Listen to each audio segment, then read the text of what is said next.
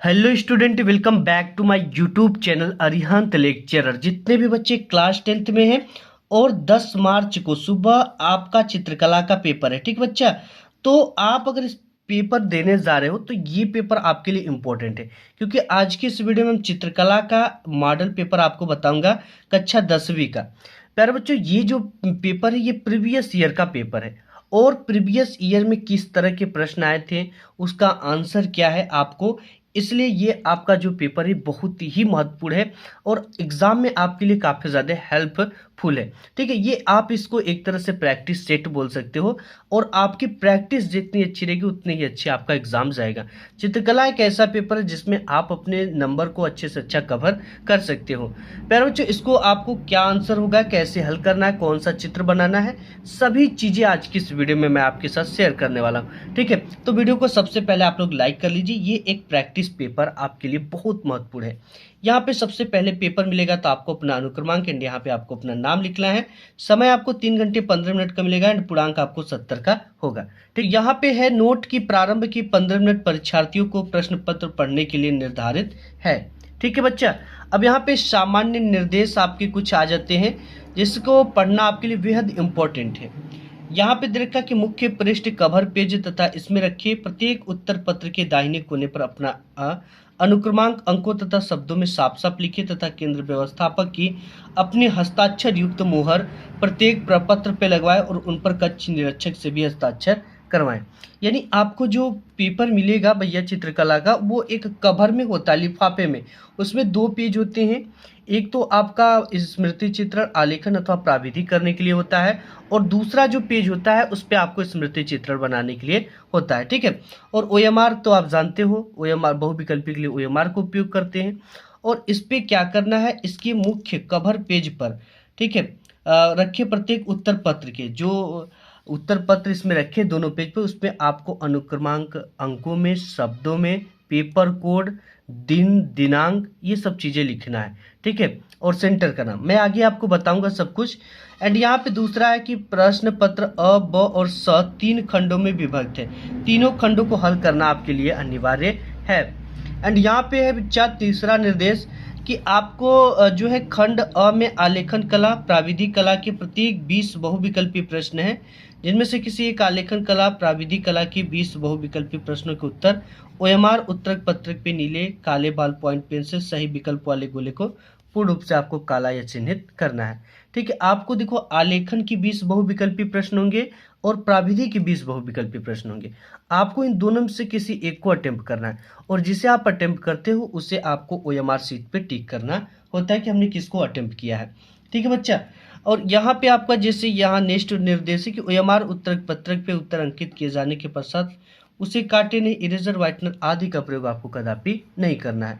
And यहाँ पे next है कि निर्देश की खंड ब के प्राकृतिक दृश्य चित्रण अथवा आलेखन अथवा प्राविधिक कलाम से केवल एक का ही चित्रण करना आपको जरूरी है। ठीक है, या तो आप प्राकृतिक दृश्य चित्रण बना लीजिए, या तो आलेखन बना लीजिए, या तो प्राविधिक कला बना लीजिए। एंड यहाँ पे नेक्स्ट है कि खंड स में आपको स्मृति चित्रण के प्रश्न दिए गए हैं। ये रहे आपके कुछ निर्देश। अब आपके आते हैं खंड अ, जिसमें आपको मिलेंगे बहुविकल्पी टाइप के प्रश्न। यहाँ पर बच्चे आपको सबसे पहले मिल जाता है खंड अ, और खंड अ में आपको मिलते हैं बहुविकल्पी टाइप के प्रश्न। इसका आंसर आपको ओएमआर उत्तर पत्रक पे देना है।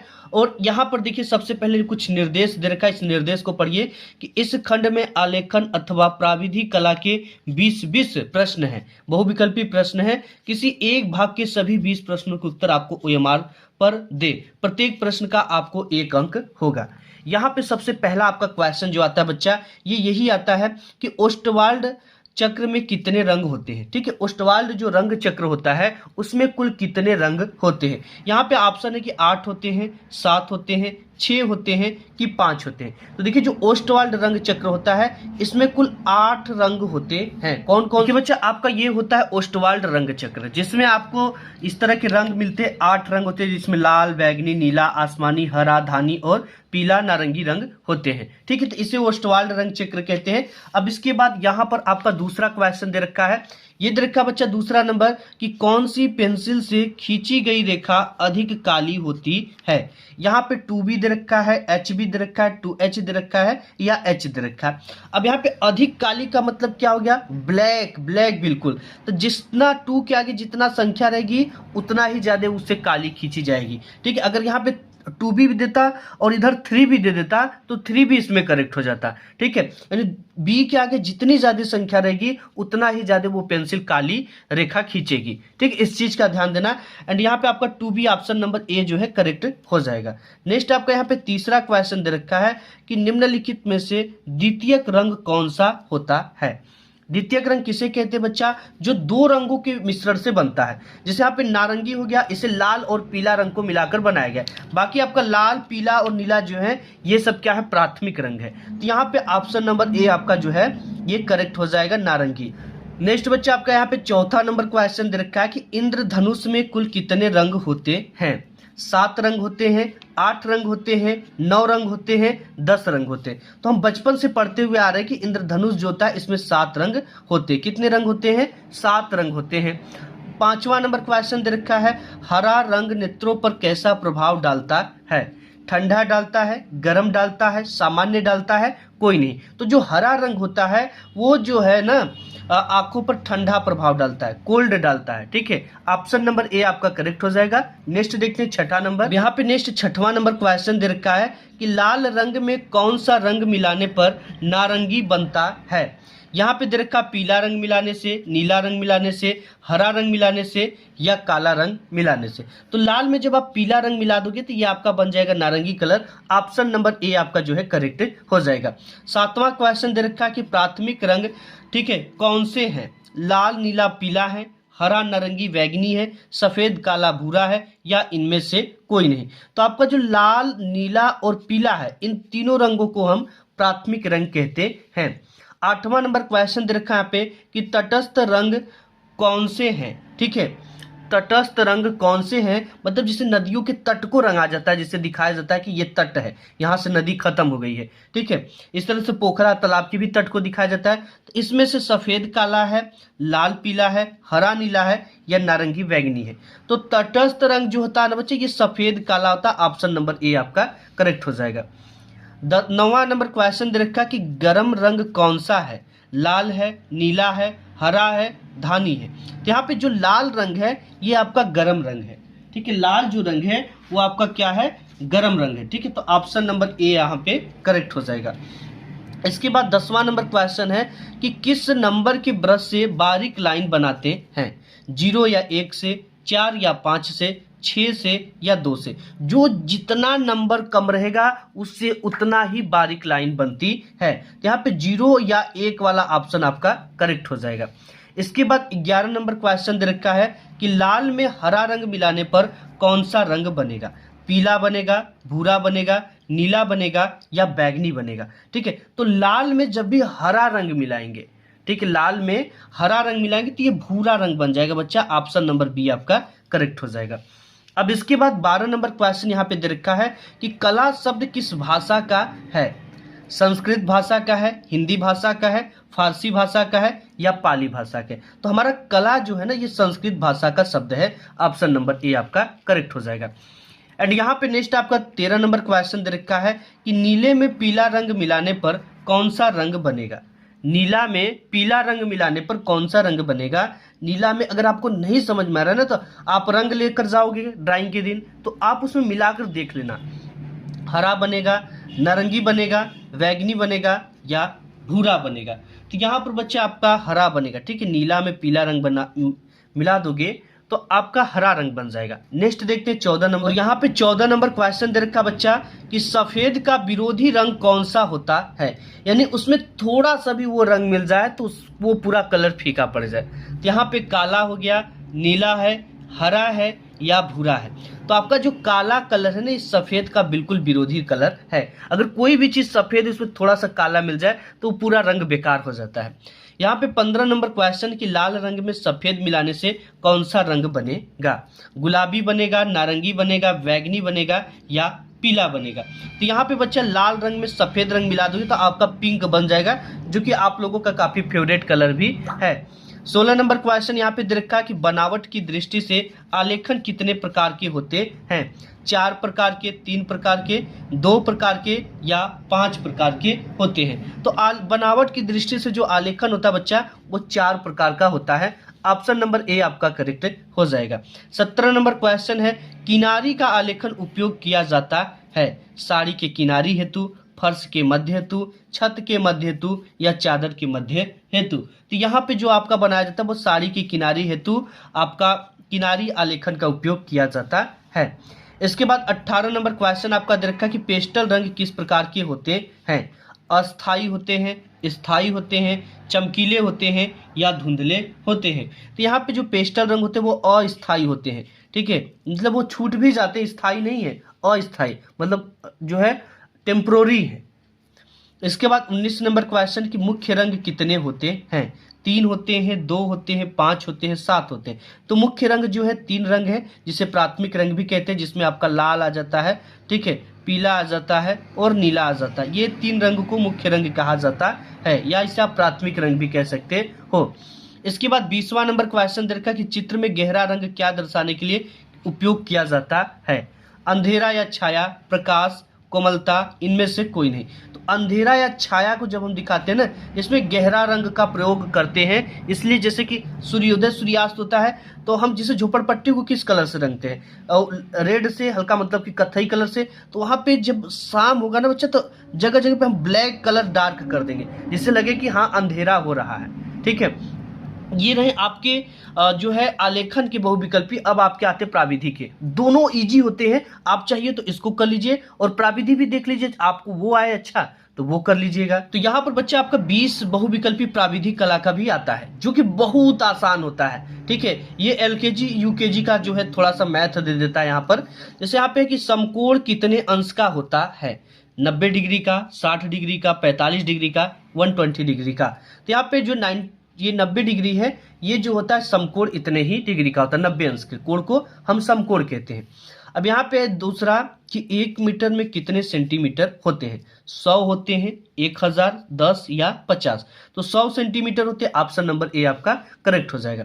तीसरा क्वेश्चन कि वृत्त का आकार कैसा होता है? तो यहाँ पे गोल होता है, इस तरह से, जो इस तरह का होता है ये वृत्त होता है, ठीक है। अब इसके बाद चौथा क्वेश्चन इसमें है कि समबाहु त्रिभुज का प्रत्येक कोण कितने अंश का होता है? ये जो हो गया ये समबाहु हो गया, इसका प्रत्येक कोण 60-60 डिग्री का होता है। तो ऑप्शन नंबर ए आपका करेक्ट हो जाएगा। अब यहाँ पे है कि 5वां की वर्ग की चारों भुजाओं की नाप क्या होती है? ये वर्ग हो गया इस तरह से, जिसकी चारों भुजाएं बराबर हो। तो इसमें चारों भुजाएं आपस में क्या होती है? बराबर होती है। तो चारों भुजाएं बराबर होंगी। ऑप्शन नंबर ए आपका करेक्ट हो जाएगा। 6वां नंबर यहाँ पे क्वेश्चन की रेखा किसे कहते हैं? ठीक है, ये आपके गांव की रेखा की बात न की जा रही है, न ही आपके स्कूल की रेखा की बात की जा रही है। यहाँ पे रेखा जो इस तरह की लाइन खींची जाती है इसकी बात की जा रही है। लाइन जिसे कहते हैं, 2 बिंदुओं के बीच की दूरी को कहते हैं, सीधी लाइन को कहते हैं, 3 बिंदुओं के मेल को कहते हैं, या इनमें से कोई नहीं। तो यहाँ पे 2 बिंदुओं के मेल को, एक यहाँ पर बिंदु, एक यहाँ पर, इन दोनों को मिला देंगे तो ये रेखा हो गया, ठीक है। तो 2 बिंदुओं के बीच की दूरी को हम लाइन कहते हैं। 7वां नंबर क्वेश्चन है कि 1 डेसीमीटर में कितने सेंटीमीटर होते हैं? तो 1 डेसीमीटर में आपके 10 सेंटीमीटर होते हैं। नेक्स्ट देखते हैं 8वां नंबर। नेक्स्ट यहाँ पे 8वां नंबर क्वेश्चन है बच्चा, इनमें से कौन सा आकार त्रिभुजाकार है? तो ये वाला आकार आपका त्रिभुजाकार है।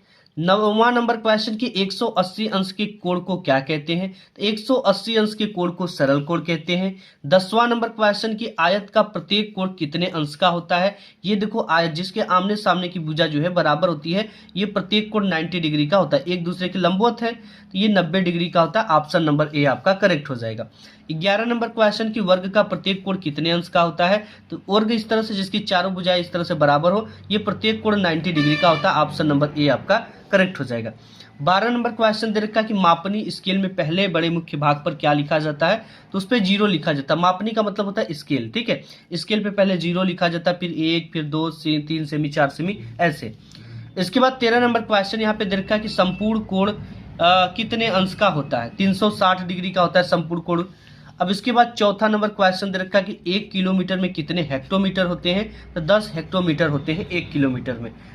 अब यहाँ पे 15 नंबर क्वेश्चन दे रखा है कि अधिक कोण कितने से बड़ा होता है? 90 से बड़ा होता है अधिक कोण, तो ऑप्शन नंबर ए आपका करेक्ट हो जाएगा।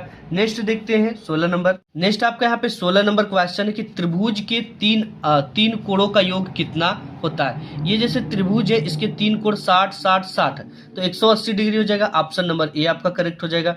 17 नंबर क्वेश्चन की यदि एक अर्धवृत्त में एक कोण 90 डिग्री का है और दूसरा कोण कितने का होगा। ठीक है, जैसे अर्धवृत्त का होता है इस तरह से अर्धवृत्त, एक कोण इसमें कितने का बन रहा है 90 डिग्री का, तो दूसरा भी आपका जो है इसका संपूर्ण कोण इस वृत्त का कितना होता है 360 डिग्री होता है। ठीक है, अब इसमें से 360 का आधा 180 होगा और 180 में एक कोण कितने का बन रहा है 90 का, और दूसरा कितने का बनेगा 90 का ही बनेगा। ऑप्शन नंबर ए आपका करेक्ट हो जाएगा। अब 18 नंबर क्वेश्चन यहाँ पे दे रखा है कि वृत्त की परिधि पर स्थित दो बिंदुओं को मिलाने वाले रेखा को क्या कहते हैं। तो यहाँ पे जीवा कहते हैं, चाप कहते हैं, त्रिज्या कहते हैं, व्यास कहते हैं, तो जीवा कहते हैं। ऑप्शन नंबर ए आपका करेक्ट हो जाएगा। यहाँ पे 19 नंबर क्वेश्चन है बच्चे यहाँ पे कि न्यून कोण कितने अंश का होता है। 90 डिग्री से कम होता है, यही होता है 90 डिग्री से कम। ऑप्शन नंबर ए आपका करेक्ट हो जाएगा। यहाँ पे 20वां नंबर क्वेश्चन दे रखा है कि समांतर रेखाएं किसे कहते हैं, जो कभी न मिले या जो एक बिंदु पर मिले या टेढ़ी मेढ़ी रेखा को या इनमें से कोई नहीं, जो कभी ना मिले। ठीक है, जैसे इस तरह की जो रेखाएं हैं वो कभी आपस में मिले नहीं, तो इस रेखा को हम क्या कहेंगे समांतर रेखा कहेंगे। अब यहाँ की बात आपका आ जाता है खंड व, जिसमें आपको आलेखन मिलता है, प्राकृतिक दृश्य मिलता है, प्राविधि मिलता है और किसी एक को हल करना होता है। यहाँ पर आ जाता है बच्चा आपका खंड ख। खंड ख में आपको मिलता है सबसे पहले पार्ट बी। यहाँ पे कुछ निर्देश दे रखा है कि इस खंड में प्राकृतिक दृश्य चित्रण अथवा आलेखन अथवा प्राविधि में से केवल एक का ही चित्रण करना है। इसके लिए आपको 30 अंक मिलेंगे। कितने अंक मिलेंगे 30 अंक मिलेंगे। हम आपको बताएंगे कि आपको क्या बनाना और उसी को बनाकर आ जाना, आपको पूरे के पूरे नंबर यहाँ पे मिल जाएंगे। सबसे पहले प्राकृतिक दृश्य चित्रण आता है जिसे हम नेचुरल लैंडस्केप पेंटिंग कहते हैं। इसमें दे रखा बच्चा दिए गए ड्राइंग शीट पर 20x25, ठीक है, सेमी के आयत में, तो आयत का जो होगा ना सामने की भुजा बराबर होती है, तो 25 आपका ये वाला होगा, ऊपर वाला भाग कितना होगा 25, और 20 जब भी करेंगे तो इस वाले भाग को करेंगे जो इस तरह से लंबाई वाला होता है। ठीक है, इसको 20 करेंगे, तो इस तरह से आपको बनाना है कि 25 ऊपर ऊपर रहेगा 25 और ये रहेगा आपका 20, ये रहेगा 20, ये रहेगा 20। ठीक है, अब यहाँ पर है कि 20x25 सेमी के आयत में निम्नलिखित में से कोई एक दृश्य चित्रण मानव आकृति के साथ बनाइए तथा इसे जल रंग अथवा पेस्टल रंगों से पूर्ण कीजिए। आपको सबसे पहले किसी एक का बनाना है। सूर्योदय के समय ग्रामीण का दृश्य बनाइए जिसमें आपको कोई मानव हो, ठीक है, वहां पे नदियां हो, तालाब हो, पेड़ हो, पौधे हो, घर हो, रोड हो, रास्ता हो, ये सभी चीजें, कुछ पक्षी हो। ठीक है, सूर्योदय के समय का जो सीन होता है ना वो थोड़ा सा लाल टाइप का दिखाई देता है और उसमें कुछ जो होती झोपड़ियों को थोड़ा थोड़ा डार्क ब्लैक किया जाता है ताकि लगे कि सूर्योदय के समय का चित्र है। ठीक है, और आकाश को उस समय हल्का किससे रंगेंगे, हल्का ऑरेंज कलर से रंगेंगे। या तो मंदिर परिसर आप बना सकते हो या पंचायत का दृश्य बना सकते हो, किसी एक का आपको बनाना है। ठीक है, और इसके लिए भी आपको सही संरचना एवं परिक्षेप पे 10 अंक मिलेंगे। सुसंगत रंगों की योजना पर आपको 5 अंक मिलेंगे। सही तथा उपयुक्त संयोजन पे आपको 10 अंक मिलेंगे। सामान्य प्रभाव एवं आकर्षण पे आपको 5 अंक मिलेंगे। ठीक है, तो इन सब चीजों का ध्यान देना, आपको तब जाकर 30 नंबर मिलेगा। अथवा अगर ये नहीं आता तो आप आलेखन कर सकते हो। आलेखन में है कि अपनी ड्राइंग शीट पर 16x12 सेमी की आयत में 16 ऊपर रहेगा। ठीक है, इधर उधर देने से मतलब नहीं, हम जानते हैं कि आयत की जो सामने वाली भुजा होती है ये बड़ी होती है और ये वाली जो होती है ये छोटी होती है। ठीक है, तो 16 आपका कहाँ पे हो जाएगा, बड़ा वाला ऊपर और छोटा वाला हो जाएगा लंबाई में आपका। सेमी के आयत में पूर्ण मौलिक इकाई वाला एक अलंकारिक आलेखन बनाइए जिसमें कोई भारतीय पुष्प, पत्तियां, कलियां और बतख हो। आलेखन में 3 जल रंगों का प्रयोग कीजिए और ट्रेसिंग करना इसमें मना है। ठीक है, आप ट्रेसिंग नहीं कर सकते हो। इसमें आपको क्या क्या मिलेगा, अंकन बिंदु क्या है, इकाई की मौलिकता पर आपको 10 अंक मिलेंगे, लयात्मक रेखांकन पे 5 अंक मिलेंगे, उत्तम रंग संगति पर 10 अंक मिलेंगे एवं सामान्य प्रभाव एवं आकर्षक पे आपको 5 अंक मिलेंगे। ठीक है, अब इसके बाद आता है आपका प्राविधि। इसके बाद बच्चा आपका आ जाता है प्राविधि। ठीक है, प्राविधि में दे रखा है आपका कि प्राविधि कला क्या है। यहाँ पे देखो सबसे पहले कुछ सूचना दे रखा है कि निम्नलिखित 5 प्रश्नों में से किन्हीं 3 प्रश्नों के उत्तर दीजिए। सभी प्रश्नों के अंक जो है सामान्य है, सिर्फ 3 प्रश्न देना और एक प्रश्न 10 अंक का होता है। यहाँ पर कुछ निर्देश है कि प्रत्येक रचना में निर्दिष्ट रेखाएं, रचनात्मक रेखाएं एवं अभिष्ट रेखाएं स्पष्ट दिखाई देनी चाहिए और यहाँ पे रचनात्मक रेखाएं को मिटाना भी आपको नहीं है। यहाँ पे अ नंबर दे रखा बच्चा कि 2 समान वृत्तों क एवं ख की तिर्यक स्पर्श रेखा खींचिए जिनकी त्रिज्याएं प्रत्येक 3 सेमी और उनकी केंद्र की दूरी 7 सेमी होनी चाहिए। यहाँ पे ब नंबर दे रखा है आपका कि 6 सेमी भुजा के वर्ग में एक ज्यामितीय आलेखन की रचना कीजिए जो कि त्रिभुज वर्ग और रेखाओं पर आधारित हो। यहाँ पे नेक्स्ट है कि 5 सेमी भुजा वाले सम यहाँ पे खष्टभुज की रचना कीजिए। यहाँ पे दे रखा है द कि एक समांतर चतुर्भुज के कोणों को शीर्ष से रेखाएं खींचकर 3 समान भागों में बांटिए। 8वां यहाँ पे यह नंबर दे रखा है कि 8 सेमी भुजा वाले समबाहु त्रिभुज के क्षेत्रफल के बराबर एक वर्ग की रचना कीजिए। ठीक है, अब इसके बाद आपका आ जाता है खंड ग जिसमें मिलता है आपको स्मृति चित्रण। ठीक है, आपको इन तीनों में से किसी एक का करना था। अब आपका आ जाता है खंड ग। स्मृति चित्रण में आपका आता है 10 अंक का। ठीक है, 2 ठो बनाना होगा, आपको 50 अंक मिलेंगे।